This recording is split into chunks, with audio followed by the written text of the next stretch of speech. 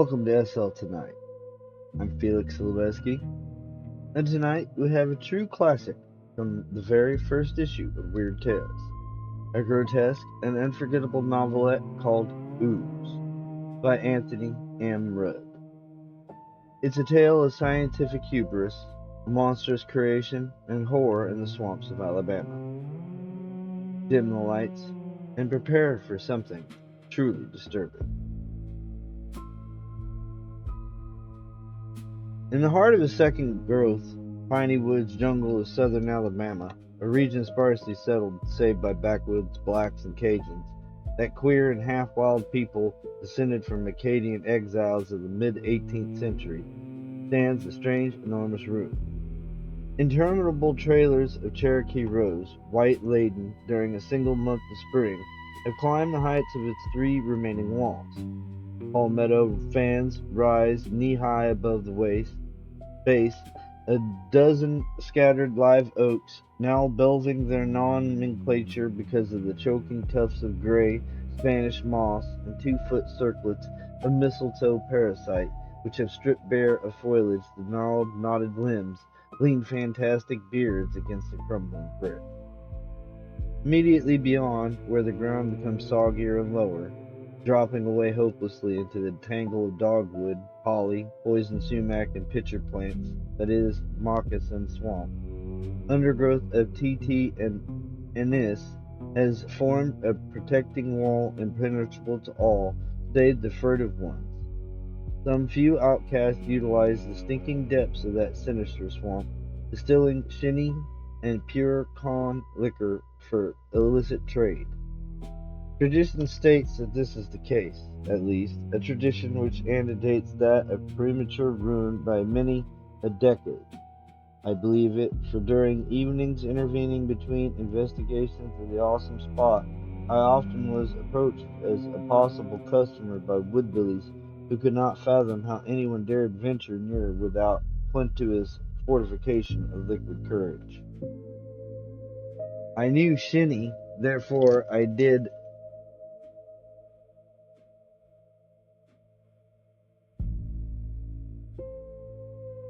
not purchase it for personal consumption.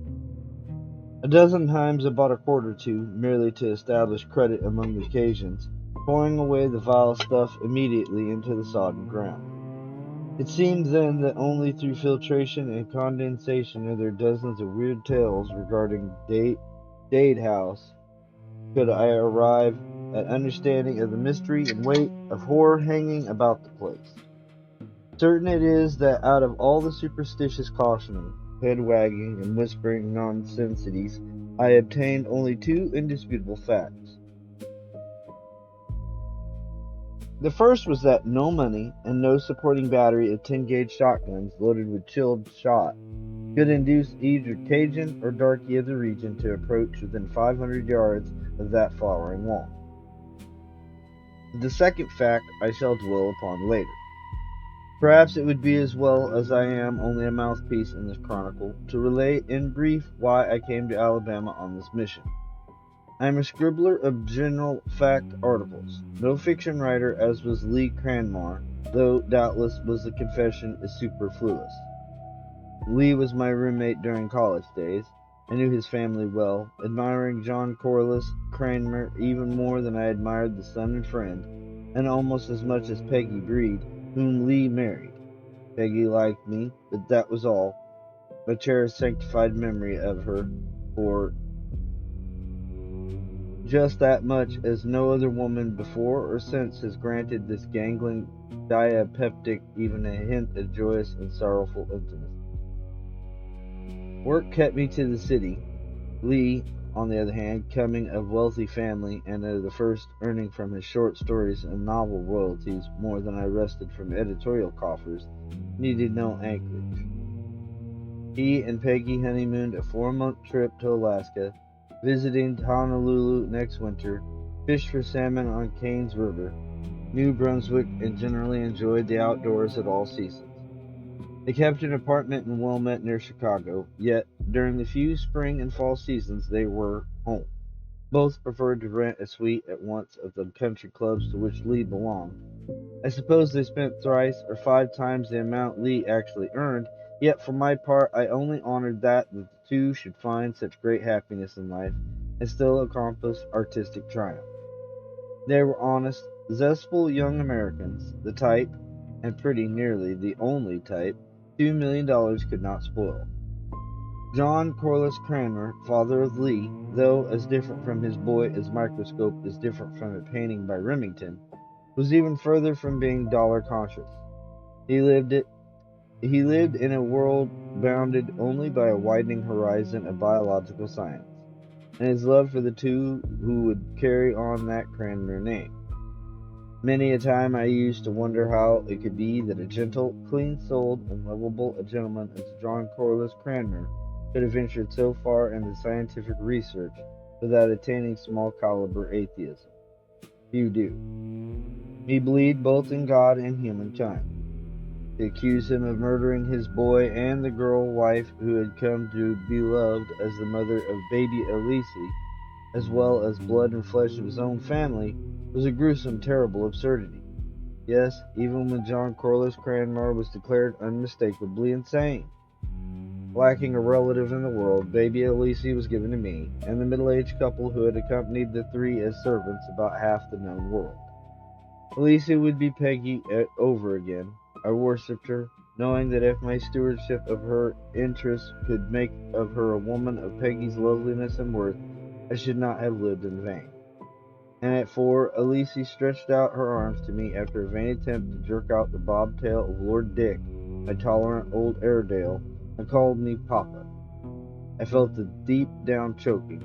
Yes, those strangely long black lashes some day might droop in fun or coquetry, but now baby Elise held a wistful, trusting seriousness in depths of ultramarine eyes, that same seriousness which only Lee had brought to Peggy. Responsibility in one instant became double. That she might come to love me as more than foster parent was my dearest wish. Still, though selfishness I could not rob her of rightful heritage, she must know in after years. And the tale that I would tell her must not be the horrible suspicion which had been bandied about in common talk. I went to Alabama, leaving Elise to the competent hands of Miss Daniels and her husband, who had helped care for her since birth. In my possession, prior to the trip, were the scant facts known to authorities at the time of John Corliss Cranmer's escape and disappearance. They were incredible enough. For conducting biological research upon forms of protozoan life, John Corliss Cranmer had hit upon the region of Alabama, near a great swamp teeming with microscopic organisms, and situated in a semi-tropical belt where freezing weather rarely intruded to harden the bogs. The spot seemed ideal for his purpose. Through Mobile, he could secure supplies daily by truck. The isolation suited, with only an octoroon man to act as a chief, houseman, and valet for the times he entertained no visitors. He bought down scientific apparatus, occupying temporary quarters in the village of Burdett's Corners, while his woods house was in process of construction. By all accounts, the lodge, as he termed it, was a substantial affair of 8 or 9 rooms, built of logs and planed lumber, bought at Oak Grove. Lee and Peggy were expected to spend a portion of each year with him. Quail, wild turkey, and deer abounded, which fact made such a vacation certain to please the pair. At other times, all save 4 rooms was closed. This was in 1907, the year of Lee's marriage. 6 years later, when it came down, no sign of a house remained except certain mangled and rotting timbers projecting from a viscous soil, or what seemed like soil, and a 12-foot wall of brick had been built to enclose the house completely. One portion of this had fallen inward.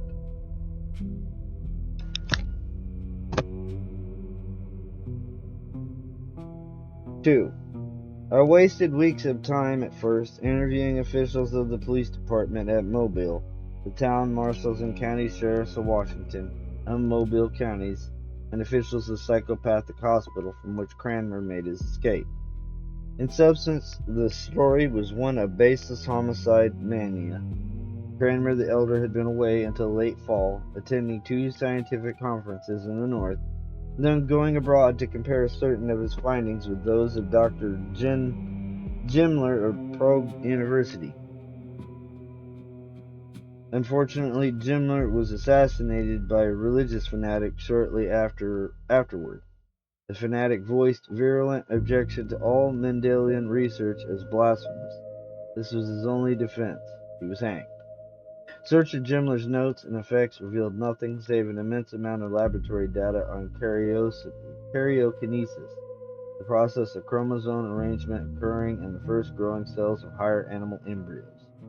Apparently, Kramer had hoped to develop some similarities, or point out differences between hereditary factors occurring in lower forms of life and those half demonstrated in the cat and monkey. The authorities had found nothing that helped me.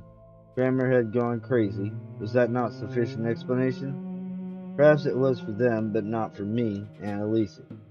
But to the slim basis of fact I was able to unearth, no one wondered when a fortnight passed without appearance of any person from the lodge. Why should anyone worry? A provision salesman to Mobile called up twice, but failed to complete a connection. He merely shrugged. The Cranmers had gone away somewhere on a trip. In a week, a month, a year, they'd be back. Meanwhile, he lost commissions, but what of it? He had no responsibility for these queer nuts up there in the piney woods. Crazy? Of course! Why should any guy with millions to spend shut himself up among the caissons and draw microscopic and large notebook pictures of what the salesman called germs? A stir was aroused at the end of the fortnight, but the commotion confined itself to building circles.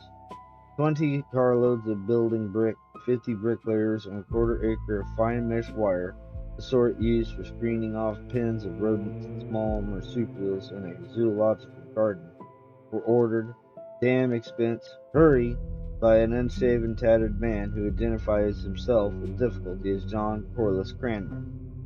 He looked strange even then. A certified check for the total amount, given in advance, another check of the absurd size slung toward a labor entrepreneur, silenced objection. However, these millionaires were apt to be flighty. When they wanted something, they wanted it at the tap of the bell. Why not drag down the big profits? A poorer man would have jacked up in a day. Cranmer's fluid gold bathed him in immunity to criticism. The encircling wall was built and roofed with wire netting which drooped about the squat pitch of the lodge. Curious inquiries of the workmen went unanswered until the final day. Ned Cranmer, a strange, intense apparition who showed himself more shabby than a quay derelict, assembled every man jack of the workmen. In one hand he grasped a wad of blue slips, 56 of them. In the other he held a Luger automatic. After each man $1,000 for silence, he announced. As an alternative, death. You know, little. Will all of you consent to swear upon your honor that nothing which has occurred here will be mentioned elsewhere? By this I mean absolute silence. You will not come back here to investigate anything. You will not tell your wives. You will not open your mouths even upon the witness stand in case you are called. My price is 1,000 apiece. In case one of you betrays me, I give you my word that this man shall die. I am rich. I can hire men to do murder. Well, what's yea? The men glanced apprehensively about. The threatening Luger decided them. To the man who they accepted the blue slips, and save for one witness who lost all sense of fear and morality in drink, none of the 56 has broken his pledge, as far as I know. That one bricklayer died later in delirium tremens. It might have been different had John Corliss Cranmer escaped. 3. They found him the first time, mouthing meaningless phrases concerning an amoeba, one of the tiny forms of protoplasmic life he was known to have studied.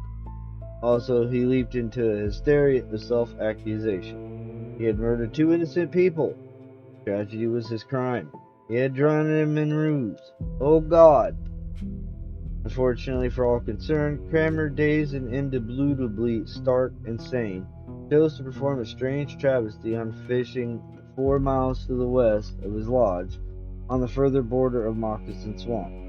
His clothing had been torn to shreds, His hat was gone, and he was coated from head to foot with gluey mire. It was far from strange that the good folk of Shanksville, who never glimpsed the eccentric millionaire, failed to associate him with Cranmer. They took him in, searched his pockets, finding no sign save an inordinate sum of money, and they put him under medical care. 2 precious weeks elapsed before Dr. Quirk reluctantly acknowledged that he could do nothing more for this patient, and notified the proper authorities. Then much more time was wasted. Hot April and half of still hotter May passed before the loose ends were connected. Then it did little good to know that this raving unfortunate was Cranmer, or that the 2 persons of whom he shouted in disconnected delirium actually had disappeared. Alienus absolved him of responsibility. He was confined in his cell reserved for the violent. Meanwhile, strange things occurred back at the lodge, which now, for good and sufficient reason, was becoming known to dwellers of the woods as Dead House. Until one of the walls fell in, however, there had been no chance to see, unless one possessed the temerity to climb either one of the tall live oaks, or mount the barrier itself. No doors or opening of any sort had been placed in that hastily constructed wall. By the time the western side of the wall fell, not a native for miles around but feared the spot far more than even the bottomless, snake-infested bogs which lay to the west and north. The single statement was all John Corliss Cranmer ever gave to the world.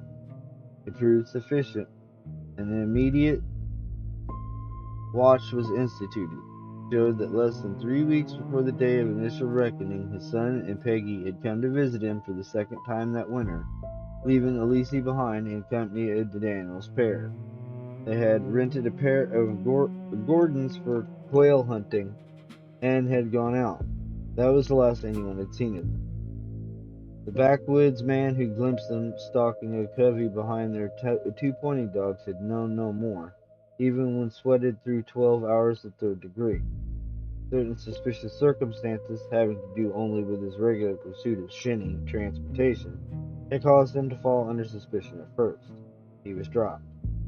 2 days later, the scientist himself was apprehended, a gibbering idiot who plowed his pole, holding on to the baited hook, into a marsh where nothing save moccasins, an errant alligator, or amphibian life could have been snared.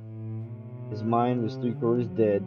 Cranmer was in the state of the dope fiend who rises to a sitting position to ask seriously how many Bolsheviks were killed by Julius Caesar before he was stabbed by Brutus, on why it was Roller Canary sang only on Wednesday evening.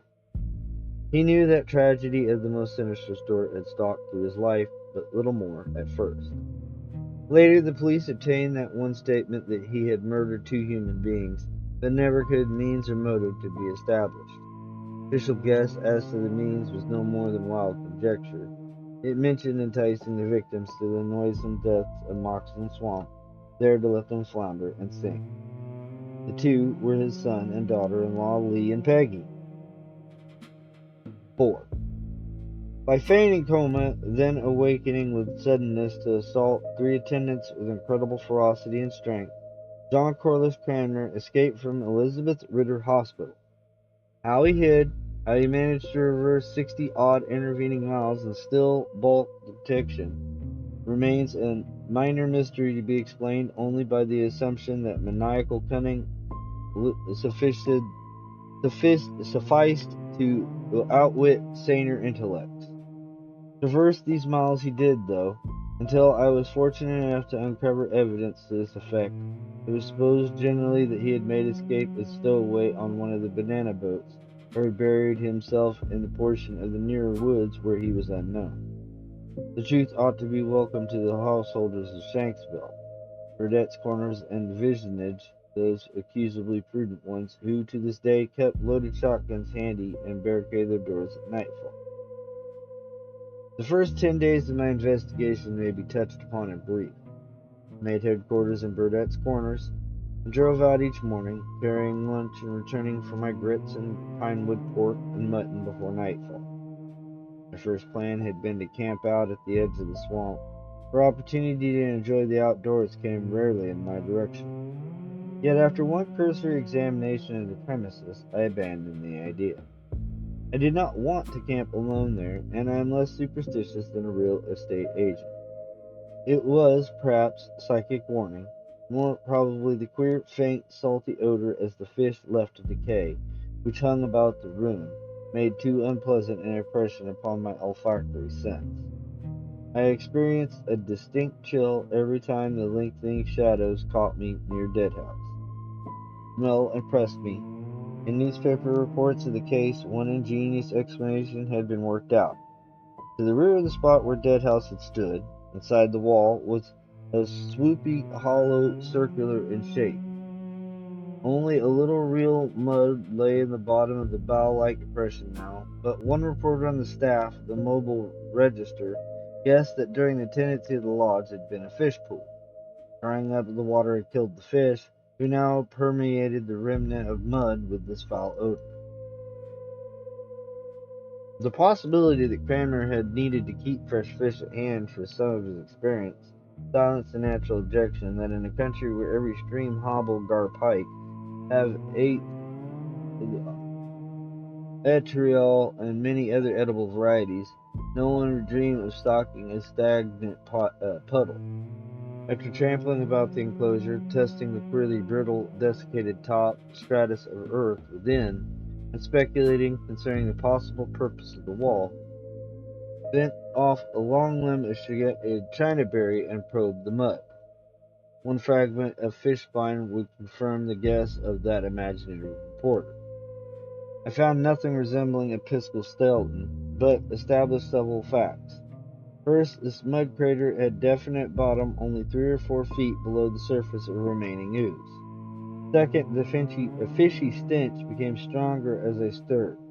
Third, at one time the mud, water, or whatever had comprised the balance of content had reached the rim of the bowl. The last showed by certain marks plain enough when the crusty 2-inch stratum of upper coating was broken away. Puzzling. The nature of that thin, desiccated effluvium, which seemed to cover everything, even to the lower foot or 2 of brick, came in for the next inspection. It was strange stuff, unlike any earth I'd ever seen, though undoubtedly some form of scum drained in from the swamp at the time of river floods or cloudbursts, which in this section are common enough in spring and fall. It crumbled beneath the fingers. When I walked over it, the stuff crunched hollowly. In fainter degree, it possessed the fishy odor also.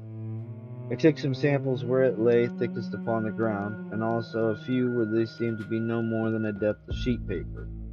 Later I would have a laboratory analysis made.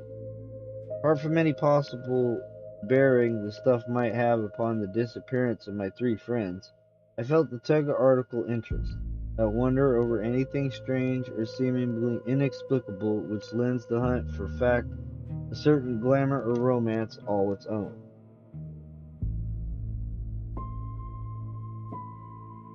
To myself, I was going to have to explain sooner or later just why this layer covered the entire space within the wall, and not perceptible anywhere else. The enigma could wait, however, or so I decided. Far more interesting were the traces of violence apparent on the wall and what once had been a house. The latter seemed to have been ripped from its foundations by a giant hand, crushed out of semblance to a dwelling, and then cast in fragments about the base of the wall, mainly on the south side, where heaps of twisted broken timbers lay in profusion.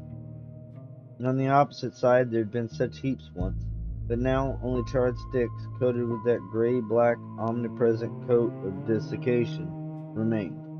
3 piles of charcoal had been sifted and examined most carefully by the authorities, as one theory had been advanced that Cranmer had burned the bodies of his victims. Yet no sign whatever of human remains was discovered. The fire, however, pointed out one odd fact which controverted the reconstruction made by detectives months before. The lather, suggesting the dried scum to have drained in from the swamp, believed that the house timbers had floated out to the sides of the wall, there to arrange themselves in a series of piles. The absurdity of such a theory showed even more plainly in the fact that if the scum had filtered through in such a flood, the timbers most certainly would have dragged off into piles previously. Some had burned, and the scum coated their charred surfaces. What had been the force which had torn the lodge to bits as if in spiteful fury? Why had the parts of the wreckage been burned, the rest to escape? Right here I felt was the keynote to the mystery, yet I could imagine no explanation. That John Corliss Cranmer himself, physically sound, yet a man who for decades had led a sedentary life, could have accomplished such destruction, unaided, was difficult to believe. 5. I turned my attention to the wall, hoping for evidence which might suggest another theory. That wall had been an example of the worst side construction. Though little more than a year old, the parts left standing showed evidence that they had begun to decay the day the last brick was laid. The mortar had fallen from the interstitices. Here and there a brick had cracked and dropped out. Fibrils of the climbing vines had penetrated crevices, working for early destruction. And one side already had fallen. It was here that the tinted, glimmering suspicion of the terrible truth was forced upon me. Scattered bricks, even those which had rolled inward toward the gaping foundation lodge, had not been coated with scum. This was curious, yet it could be explained by surmise that the flood itself had undermined this weakest portion of the wall. I cleared away a mass of brick from the spot on which the structure had stood. To my surprise, I found it exceptionally firm. Hard red clay lay beneath. Flood conception was faulty. Only some great force, exerted from inside or out, could have wreaked such destruction. When careful measurement, analysis, and deduction convinced me, mainly from the fact that the lowermost layers of brick all had fallen outward, while the upper portions toppled as I began to link up this mysterious and horrific force with the one which had rent the lodge asunder. It looked as though a typhoon or gigantic centrifuge had needed elbow room in ripping down the wooden structure. But I got nowhere with the theory, though in ordinary affairs I am called a man of too great imaginative tendencies. No less than 3 editors have cautioned me on this point. Perhaps it was the narrowing influence of great personal sympathy, yes, and love. I make no excuses, though beyond a dim understanding that some terrific, implacable force must have made this spot his playground. I ended my 9th day of note-taking and investigation almost as much in the dark as I had been while 1,000 miles away in Chicago. Then I started among the blacks and Cajuns. A whole day I listened to yarns of the day which preceded Cranmer's escape from Elizabeth Ritter Hospital, days in which the furtive men sniffed poisoned air for miles around Dead House, finding the odor intolerable, days in which it seemed none possessed nerve enough to approach close, days when the most fanciful tales of medieval superstitions were spun. These tales I shall not give, the truth is incredible enough. At noon upon the 11th day I chanced upon Rory Palaron, a Cajun, and one of the least prepossessing of all with whom I come in contact. Chance, perhaps, is a bad word. I had listed every dweller of the woods within a 5-mile radius. Rory was 16th on my list. I went to him only after interviewing all 4 of the crabbers and 2 whole families of pigeons, and suspicion and pigeon and Rory regarded me with the utmost suspicion until I made him a present of the 2 quarts of shinny purchased of the pigeons. Because long practice had perfected me in the technique of seeming to drink another man's awful liquor. No, I'm not an absolute prohibitionist. Fine wine or 12-year-old in cask bourbon whiskey aroused my definite interest. I fooled Palaron from the start. I shall omit preliminaries, and leap to the first admission from him that he knew more concerning Deadhouse and its former inmates than any other in the roundabout. But I ain't talking, Sakare. If I could open my gab, what might fly out? Is for keeping silent, you damn right. I agreed. He was a wise man, educated to some extent in queer schools and churches maintained exclusively by Cajuns in the depths of the woods, yet naive withal. We drank, and I never had to ask another leading question. The liquor made him want to interest me, and the only extraordinary topic in his whole neck of the woods was the dead house. 3/4 of a pint of acrid, nauseous fluid, and he hinted darkly, a pint, and he told me something I scarcely could believe. Another half pint, but I shall give his confession in condensed form. He had known Joe Sibley, who octoroon chef, housemaid, and valet who served Cranmer, though through Joe, Rory had furnished certain indispensables in way of food to the Cranmer household. At first, these saleable articles had been exclusively vegetable, white and yellow turnip, sweet potatoes, corn, and beans, but later, meat. Yes, meat especially, whole lambs slaughtered and quartered, and the near chorus variety of piney woods, pork, and beef, all in immense quantity. 6. In December of the fatal winter, Lee and his wife stepped down at the lodge for 10 days or thereabouts. They were en route to Cuba at the time, intending to be away 5 or 6 weeks. Their original plan had been only to wait over a day or so in the piney woods, but something caused an amendment to the scheme. The two dallied. Lee seemed to have become vastly absorbed in something, so much absorbed that it was only when Peggy insisted upon continuing their trip that he could tear himself away. It was during those 10 days that he began buying meat, meager bits of it at first, a rabbit, a pair of squirrels, or perhaps a few quail beyond the number he and Peggy shot. Rory furnished the game, thinking nothing of it, except that Lee paid double prices and insisted upon keeping the purchase a secret from other members of the household. I'm putting it across the governor, Rory, said once with a wink. I'm going to give him the shock of his life. And you mustn't let on, even to Joe, about what I want you to do. Maybe it won't work out, but if it does, I'll have the scientific world at his feet. He won't blow his own horn anywhere near enough, you know. Rory didn't know. Hadn't a suspicion what Lee was talking about. Still, if this rich young idiot wanted to pay him $50 in good silver coin for a quail that anyone, himself included, could knock down with a 5-cent shell, Rory was well satisfied to keep his mouth shut.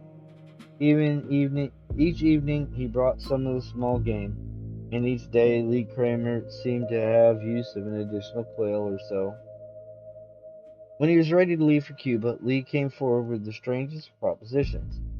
He fairly whispered his vehemence and desire for secrecy. He would tell Rory and would pay the Cajun $500, half in advance and half at the end of 5 weeks, when Lee himself would return from Cuba, provided Rory agreed to adhere absolutely to a certain secret program. The money was more than a fortune to Rory. It was undreamt of affluence. Cajun acceded. He just told me then how the old man had raised some kind of pet, Rory confided, and wanted me to shot and kill. So he give it to Lee, telling him to kill it. But Lee was not fooling him. What I ask you is, what kind of pet is it what lays down in a muck and eats a couple of hogs every night? I couldn't imagine, so I pressed him for further details. Here at last was something which sounded like a clue. He really knew too little. The agreement with Lee provided that if Rory carried out with the provisions exactly, he should be paid extra and at an exorbitant scale of all additional outlay when Lee returned. The young man gave him a daily schedule which Rory showed. Each evening he was to procure, slaughtered, and cut up a definite and growing amount of meat. Every item was checked, and I saw that they ran from 5 pounds up to 40. What in heaven's name did you do with it? I demanded, excited now and pouring him an additional drink for fear caution might return to him. Took it to the bushes and back, slung it in the mud dank sink down there. Nothing come up and drug it down. A gator? Yeah, late. How should I know? It was dark. I wouldn't go close. He shuddered. The fingers which lifted his glass shook as with sudden chill. Maybe you done of it, huh? Not me, though. Young fellow told me to sling it in, and I sung it. A couple times I come around the light, but there wasn't nothing there you could see. Used mud and some water. Maybe the thing didn't come out in daytime. Perhaps not, I agreed, straining every mental resource to imagine what Lee's sinister pet could have been. But you said something about two hogs a day. What do you mean by that?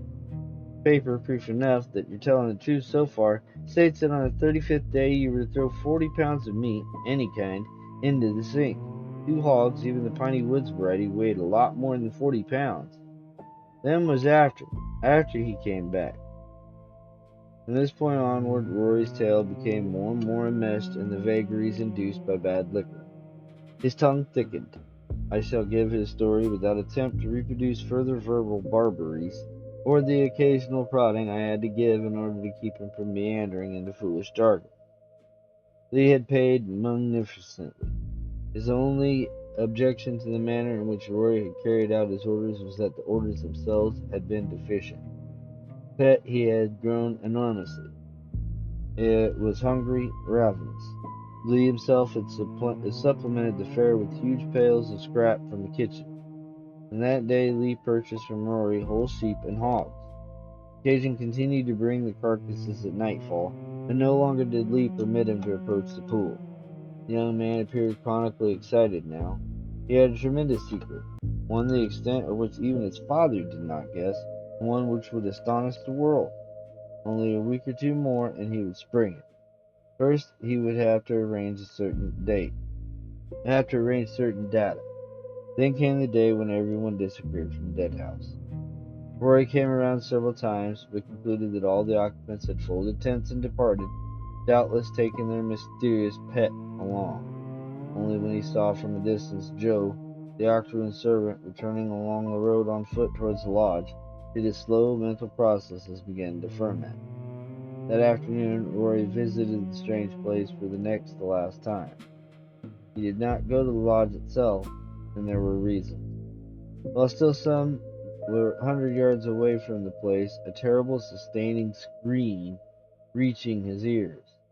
It was faint, yet unmistakably the voice of Joe. Throwing a pair of number 2 shells in the breecher's shotgun, Rory hurried on, taking his usual path through the brush at the back. He saw, and as he told me, even shinny drunkenness fled his chattering tones. Joe, the octoroon. Aye, he stood in the yard far from the pool into which Rory had thrown the carcasses, and Joe could not move. Rory failed to explain in full, but something, a slimy, amorphous something, which glistened in the sunlight, already had engulfed the man to his shoulders. Breath was cut off. Joe's contorted face writhed with horror and began suffocation. One hand, all that was free of the rest of him, beat feebly upon the rubbery, translucent thing that was engulfing his body. Then Joe sank from sight. 7. 5 days of liquored indulgence passed for Rory, alone in his shaky cabin, convinced himself that he had seen a fantasy born of alcohol. He had come back the last time to find a high wall of bricks surrounding the lodge, and including the pool of mud into which he had thrown the meat. While he hesitated, circling the place without discovering an opening, which he would not have dared to use, even had he found it, a crashing, tearing of timbers, a persistent sound of awesome destruction came within. He swung himself into one of the oaks near the wall, and he was just in time to see the last supporting stanchions of the lodge give way outward. The whole structure came apart, and fell in, yet seemed to move after it had fallen. Logs of wall deserted, retaining grasp of their spikes like layers of plywood in the grasp of a shearing machine. That was all. Soddenly intoxicated now, Rory mumbled more phrases, giving me the idea that on another day, when he became sober once more, he might add to his statements, but I, numb to the soul, scarcely cared. If that which he related was true, what nightmare of madness must have been consummated here? I could vision some things now which concerned Lee and Peggy. Horrible things. Only remembrance of Elsie kept me face forward in the search, for now it seemed almost that the handiwork of the madman must have been preferred to what Rory claimed to have seen. What had been that sinister, translucent thing? That glistening thing which jumped upward about a man, smothering and engulfing? Clearly enough, though such a theory as came most easily to mind now would have outraged reason in me if suggested concerning total strangers. I asked myself only what details of Roy's revelation had been exaggerated by fright and fumes of liquor. And as I sat on the creaking bench in his cabin, staring unseeing as he lurched down to the floor, fumbling with a lockbox, a green tin which lay under his cot, and muttering, the answer to all my questions lay within reach. It was not until the next day, however, that I made the discovery. Heavy of heart, I had re-examined the spot where the lodge had stood, then made my way to the Cajun's cabin again, seeking somber, sober confirmation of what he had told me during intoxication. And imagining that such a spree for Rory would have been ended by a single night, however, I was mistaken. He lay sprawled almost as I had left him, only two factors were changed. No shinny was left, and lying open, with its miscellaneous contents strewn about, was a tin box. Rory somehow had managed to open it with a tiny key still clutched in his hand. Concern for his safety alone was what made me notice the box. There was a receptacle for small fishing tackle of the sort carried here and there by any sportsman. Tangles of dowagic minnows, spoon hooks ranging in size to silverback number 8s, 3 reels still carrying lines of different weights, spinners, casing plugs, wobblers, floating baits, were spilled out upon the rough planking floor, where they might snag Rory badly if he rolled. I gathered them, intending to save him an accident. With the miscellaneous assortment in my hands, however, I stopped dead. Something had caught my eye. Something lying flush with the bottom of the lockbox. I stared, and then swiftly tossed the hooks and other impediments upon the table. What I glimpsed there in the box was a loose-leaf notebook of the sort used for recording laboratory data. And Rory scarcely could read, let alone write. Furiously, a riot of recognition, surmise, hope, and fear bubbling in my brain, I grabbed the book and threw it open. At once I knew that this was the end. The pages were scribbled in precise chirography I knew as belonging to John Corliss Cranmer, a scientist. Could he have not obeyed my instructions? Oh God, these were the words at the top of the first page which met my eye. Because knowledge of the circumstances, the relation of which I pried out of the reluctant Rory, only some days later when I met him in Mobile as a police witness for the sake of my friend's vindication, is necessary to understanding, I shall interpolate. Rory had not told me everything. On his late visit to the vicinage of Deadhouse, he saw more. A crouching figure, seated Turk fashion on top of the wall, appeared to be writing industriously. Rory recognized the man as Cranmer, yet did not hail him. He had no opportunity. Just as the occasion came near, Cranmer rose, thrust the notebook which had rested upon his knees into the box. Then he turned, tossed outside the wall both the locked box and the ribbon to which was attached the key. Then his arms raised towards heaven. For 5 seconds he seemed to invoke the mercy of power beyond all man's scientific prying, and finally he leaped. And Rory did not climb to investigate. He knew that directly below this portion of wall lay the mud sink into which he had thrown the chunks of meat. 8. This is a true transcription of the statement I inscribed, telling the sequence of actual events at Deadhouse. The original of this statement now lies in the archives of the Detectives Department. Cranmer's notebook, though written in a precise hand, yet betrayed the man's insanity by incoherence and frequent repetitions. My statement has been accepted now, both by alienists and by detectives who had entertained different theories in respect to the case. It quashes the noisome hints and suspicions regarding 3 of the finest Americans who ever lived, and also one queer supposition dealing with supposed criminal tendencies in poor Joe, the octoroon. John Corliss Cranmer went insane for sufficient cause. As readers of popular fiction know well, Lee Cranmer's forte was the writing of what is called, among fellows in the craft, the pseudo-scientific story. In plain words, this means a yarn based upon solid fact in the field of astronomy, chemistry, anthropology, or whatnot, which carries to logical conclusion unproved theories of men who devote their lives to searching out further nadirs of fact. In certain fashion, these men are allies of science. Often they visualize something which has not been imagined even by the best of men from whom they secured data, though opening new horizons of possibility. In a large way, Jules Verne was one of those men in his day. Lee Cranmer bade a fair to carry on the work in worthy fashion, work taken up for a period by an Englishman named Wells, but abandoned for stories of a different and, in my humble opinion, less absorbing type. Lee wrote 3 novels, all published, which dealt with such subjects, 2 of the 3 secured from his own father's labors, and the others speculating upon the discovery and possible uses of interatomic energy. Upon John Corliss Cranmer's return from Prague that fatal winter, the father informed Lee that a greater subject than any with which the young man had dealt now could be tapped. Cranmer Sr. had devised a way in which the limiting factors in protozoic life and growth could be nullified. In time, and with cooperation of biologists who specialize upon karyokinesis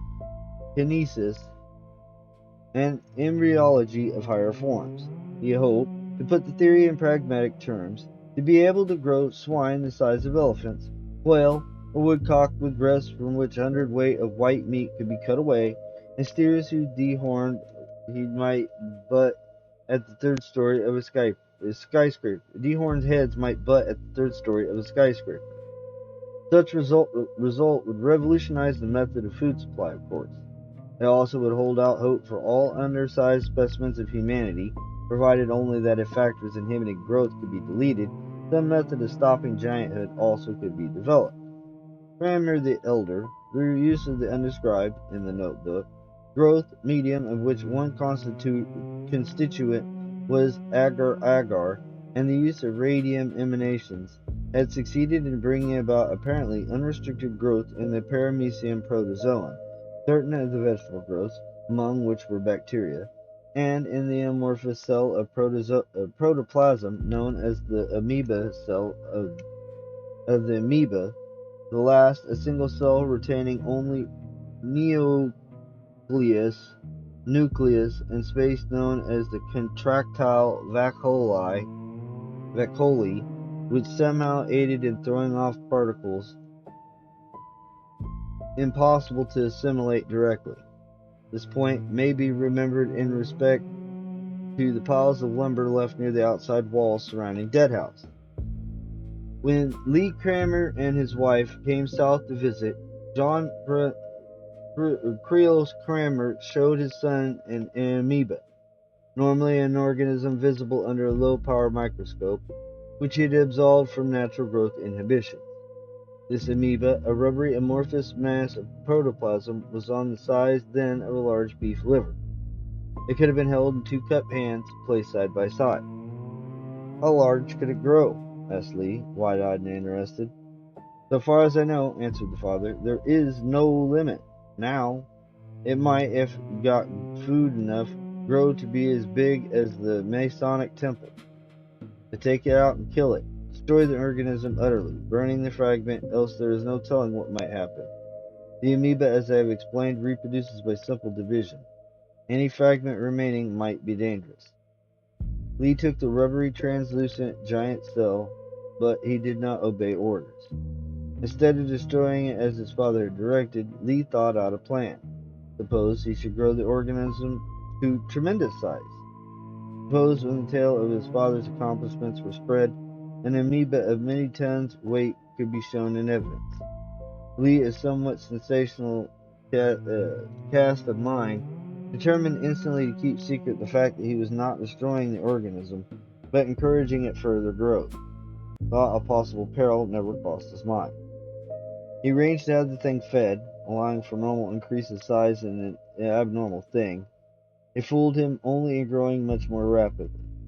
When he came back from Cuba, the amoeba practically filled the whole of the mud hollow. He had to give it much greater supplies. The giant cell came to absorb as much as 2 hogs in a single day.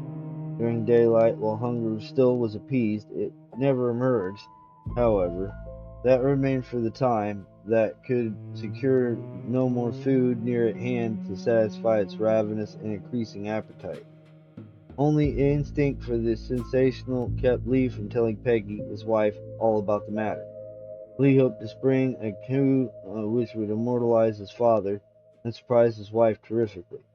Therefore, he kept his own counsel and made bargains with the Cajun, Rory, who supplied food daily for the shapeless monster of the pool. The tragedy itself came suddenly and unexpectedly. Peggy, feeding the two Gordon setters that Lee and she used for quail hunting, was in the lodge yard before sunset. She romped alone as Lee himself was dressing. As a sudden her screams cut the still air. Without her knowledge, 10-foot pseudopods, those flowing tentacles of protoplasm sent forth by the sinister occupant of the pool, split out and around her putted ankles. For a moment she did not understand. Then, at first suspicion of the horrid truth, her cries rent the air. Lee, at that time struggling to lace a pair of high shoes, straightened, paled, and grabbed a revolver as he dashed out. In another room, a scientist, absorbed in his note-taking, glanced up, frowned, and then, recognizing the voice, shed his white gown and came out. He was too late to do aught but gasp with horror. In the yard, Peggy was half engulfed in a enormous rubber something, which at first glance he could not analyze. Lee, his boy, was fighting with the sticky folds, and suddenly, surely, losing his own grip upon the earth. 9. John Corliss Cranmer was by no means a coward.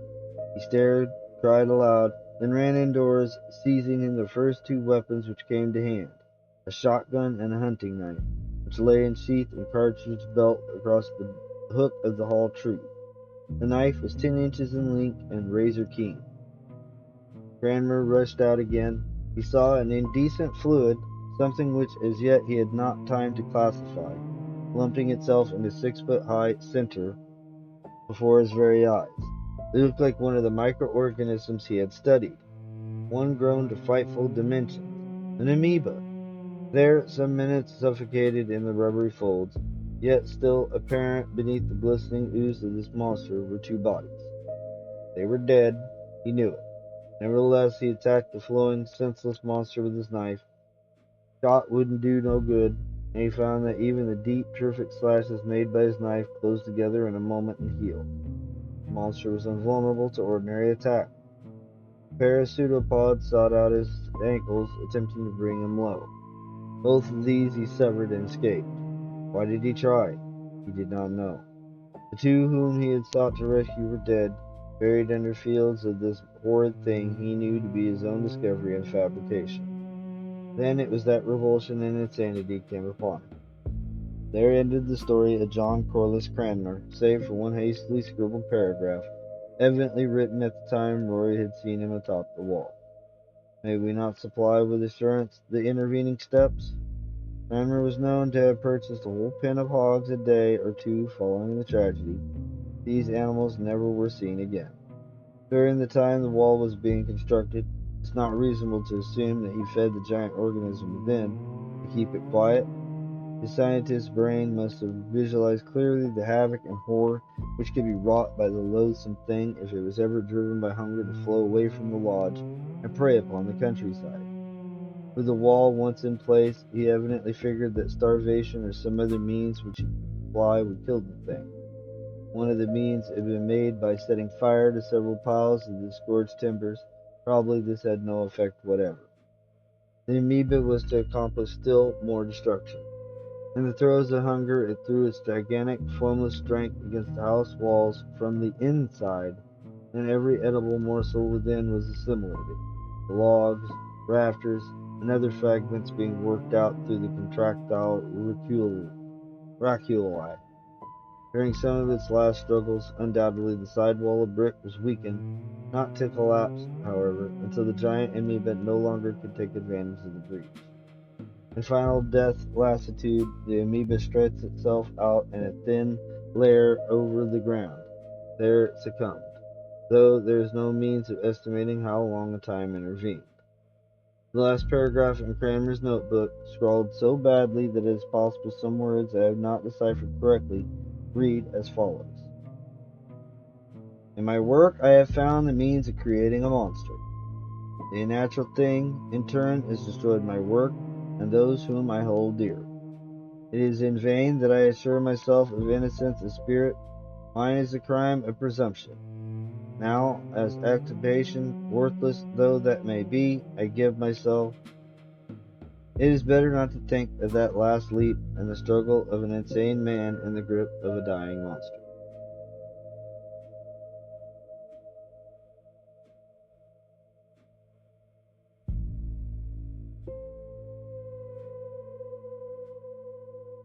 And that was The Ooze by Anthony M. Rugg. One of the most memorable stories from the first issue of Weird Tales. A chilling tale of what happens when man tries to play God with life itself. If this one got under your skin, let me know in the comments. Thank you for joining me on SL tonight. It's been Felix Lebeski. Till next time, stay out of the swamp. Been SL tonight. Good night.